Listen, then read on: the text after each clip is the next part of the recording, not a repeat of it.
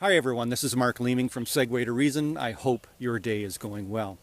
Now, a disturbing trend that's been taking place over the past several decades within the evangelical church, at least here in the West, is the lack of consistent church attendance. Many evangelicals simply don't feel the need to show up every Sunday morning. A survey that I came across several years ago of American evangelicals, and so I'm sure it's really no different for us Canucks up north here, is that the average American evangelical only attends church twice a month. And that's not necessarily a Sunday morning service. That could be a Wednesday night Bible study or a prayer group. Only 2 times a month. Now, I know that there are legitimate reasons why some can't show up every Sunday morning.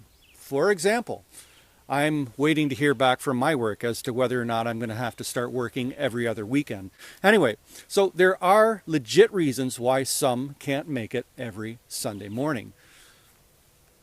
And dare I say, there's nothing wrong with playing hooky from church once in a while. I mean, if you've had a long, hectic week, you're exhausted, and this one Sunday morning is your only chance to catch up on some sleep and you just want to chill, well, there's nothing wrong with that. After all, the Sabbath day is supposed to be a day of rest, isn't it? Just as long as that is the exception and not the rule. My beef in this video are with those evangelical Christians who claim to be Bible-believing, God-loving Christians who can make it to church every single Sunday and yet feel that they just can't be bothered. Because Jesus went to church every Sunday. Luke's gospel tells us in chapter 4, verse 16, that as was his custom, Jesus went to the synagogue on the Sabbath. Now, people give many excuses as to why they can't be bothered to show up every Sunday morning. For example, some will say that, well, my pastor's preaching, his messages are not very inspiring. I don't really get much out of them. Well, could you imagine what it would have been like for Jesus, God incarnate, to sit through a sermon during his day? He just took that scripture completely out of context. That's not what I meant when I inspired Moses to write it. He just waffled on for 45 minutes trying to make one point, and I could have done it with one single parable. Another common excuse is that, well, my church is filled with a bunch of old fuddy-duddies who only care about their unspoken rules rather than the gospel itself.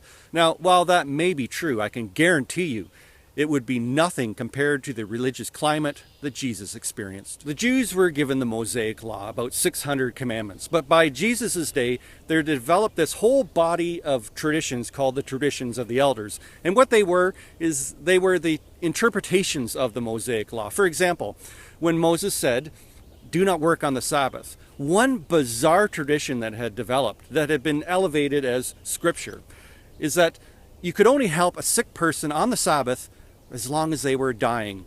If not, well, sucks to be you. You're going to have to suffer till tomorrow morning. And that's why when Jesus healed a man with a shriveled arm on the Sabbath, the synagogue leaders were so furious that they actually plotted to kill him because of it. Now, think of that the next time old Sally gives you the evil eye for breaking some unspoken rule of the church. Jesus had many reasons not to show up to church every Sunday, and yet he still faithfully went anyway. So, what's your excuse?